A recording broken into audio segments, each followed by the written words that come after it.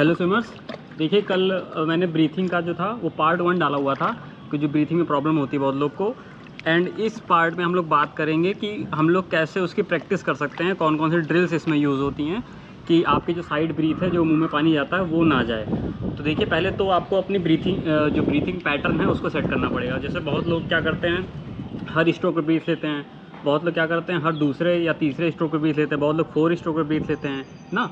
तो जैसे मैं क्या करता हूँ, मेरा ऑलमोस्ट एवरी स्ट्रोक पे मैं ब्रीथ लेता हूँ और मेरा ये रहता है कि मैं राइट को ज़्यादा डोमिनेट करता हूँ। राइट को डोमिनेट करने का मतलब क्या है कि मैं राइट साइड में ज़्यादा ब्रीथ लेता हूँ और लेफ़्ट साइड में बहुत ही, जैसे मैंने 3 बार अगर राइट में ब्रीथ लिया तो उसके 3 राइट पे मैं 1 लेफ़्ट ले लेता हूँ, ठीक।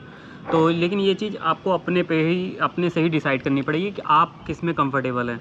तो जिसमें आप कंफर्टेबल होंगे उसको फॉलो करिएगा, ठीक। तो जो मैंने भी ब्रीथिंग पैटर्न बताया ना, तो पहले उसकी प्रैक्टिस आपको पुल में नहीं करनी है। उसकी प्रैक्टिस आपको क्या करनी है, घर पे करिए। या जैसे पुल में उतरने से पहले 5 मिनट ऊपर आप हैंड की प्रैक्टिस जब कर रहे हो ना, तो उसी में ब्रीथिंग प्रैक्टिस भी करिएगा। तो उसको कैसे करना है उसको चलिए देखते हैं ऊपर। तो देखिए पानी के ऊपर जो आपको प्रैक्टिस करनी है वो कुछ इस तरह करनी है। आपका एक हैंड आगे रहेगा, ठीक। एक हैंड आगे रहेगा। जब ये वाला पुल फेज़ यहाँ तक आएगा ना, ये देख रहे हैं, जब पुल फेज़ यहाँ तक आएगा, जब एग्जिट होने वाला होगा तो आप अपना फेस को मोड़ दीजिएगा और फेस मोड़ने के साथ अपने मुंह को भी काफ़ी ज़्यादा टर्न करिएगा, मतलब मोड़िएगा इस तरह।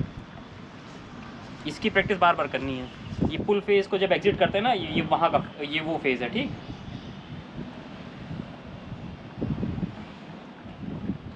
तो इस तरह की प्रैक्टिस आपको करनी है अपने घर पे या फिर स्विमिंग में पुल से उतरने से पहले। और या तो इसको प्रॉपर स्ट्रोक के साथ अगर आपको करना है तो प्रॉपर स्ट्रोक के साथ कुछ इस तरह होगा, सामने से देखिएगा। फिर अभी साइड व्यू देखते हैं।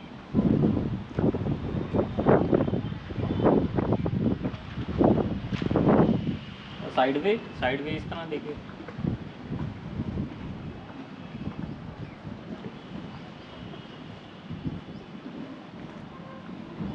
तो ये प्रैक्टिस आपको काफ़ी बार करनी, जितनी बार आप कर सकते हैं उतनी बार ये प्रैक्टिस करिएगा। और फिर अब चलते हैं पानी में इसकी प्रैक्टिस किस तरह होगी वो देखते हैं। तो देखिए अब पानी में किस तरह प्रैक्टिस करना है। पानी में इसकी प्रैक्टिस किस तरह करना रहता है कि आपका जब पुल फेज़ एग्जिट होने वाला हो तो उस समय क्या करते हैं हम लोग, साइड ब्रीथ में ये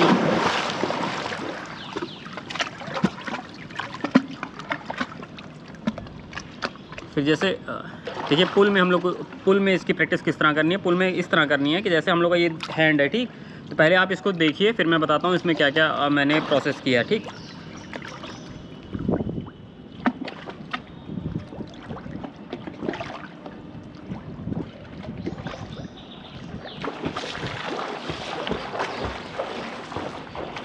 तो देखिए मैंने क्या किया कि जब ये मेरा हैंड था ना, जब ये एग्ज़िट होने वाला था, मतलब जैसे एग्ज़िट हो रहा था उस समय मैं ऐसे रोटेट कर रहा था बॉडी। क्योंकि स्विमिंग करते वक्त यही होता है कि जब हम स्विमिंग करते हैं, जब ये एग्ज़िट होता है ना, उसी समय रोटेट करके ऐसे ब्रीथ ले लेते हैं ऊपर माउथ करके, एंड फिर इसको आगे करते हैं। तो आपको इसकी प्रैक्टिस करनी है। ये हैंड को यहाँ लाना है कमर के पास, फिर इसको ऐसे जब निकालना है ना, तब अपना हेड रोटेट करना है, वो इस तरह।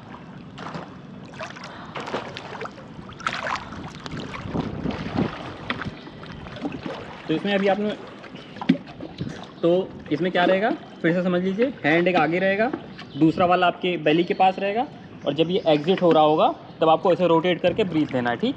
जितना पहले शुरुआत में जितना आप ज़्यादा रोटेट करके ब्रीथ ले सकते हैं लीजिए, फिर धीरे धीरे उसको नॉर्मल कर लीजिएगा, मतलब धीरे धीरे उसको कम मोड़िएगा।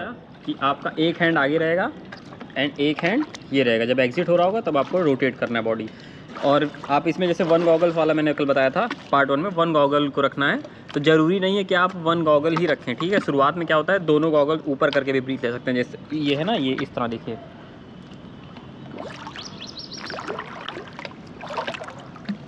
ठीक है, आप ये भी कर सकते हैं।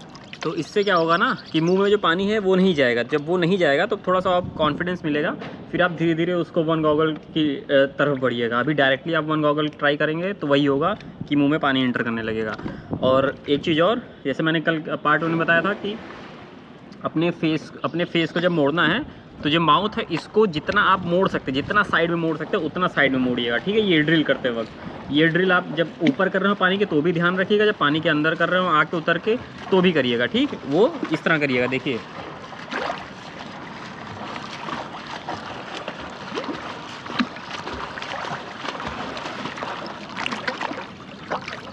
ठीक है। तो जब इस चीज़ की प्रैक्टिस करेंगे तो फिर क्या होगा ना, जब ये मुंह को मोड़ के आप ब्रीथ लेने की प्रैक्टिस करेंगे ना, तो ये क्या होगा, आपके वो स्ट्रोक में सिंक्रोनाइज हो जाएगी। मतलब उस जब आप नॉर्मली फिर स्ट्रोक करेंगे तो आपका ये पैटर्न बन ही जाएगा कि आप मुंह को मोड़ के ही ब्रीथ फिर लेंगे। एक्चुअली क्या होता है ना, ये मसल एक्चुअली क्या होता है कि एक कॉन्सेप्ट होता है मसल मेमोरी, तो इसका बात हम कभी आगे फिर करेंगे। तो ये मसल मेमोरी वाला कॉन्सेप्ट होता है कि आप जितनी प्रैक्टिस कर लेंगे बाहर ना, तो वो आपके एक तरीके से माइंड में सेट हो जाएगी कि आप जब भी आप पानी में उतरेंगे तो आप जब ब्रीथ लेंगे तो आपका मुंह, मतलब आप हमेशा अपने माउथ को मोड़ के ही लेंगे साइड में, ठीक।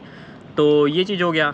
तो अब इसकी प्रैक्टिस आपको इसी तरह करनी है। देन अब आते हैं कि कौन कौन सी ड्रिल कर रही है आपको इसमें, क्योंकि जैसे ये तो प्रैक्टिस हो गई ना आपकी हैंड की, अब इसको ड्रिल्स में कन्वर्ट करना है। फिर ड्रिल्स के बाद आप एक्चुअल स्ट्रोक में जाएंगे। पहले होती है मतलब मेन पहले होती है कि आपको इनिशियली स्टेज की जो प्रैक्टिस होती है, जैसे मैंने बताया पानी के ऊपर पानी के नीचे, ये बता दिया। अब इसकी ड्रिल जो होती है, ड्रिल आप देखिए लगभग 2 या 3 ड्रिल बताऊँगा, वो 2 या 3 ड्रिल आपको फॉलो करनी है।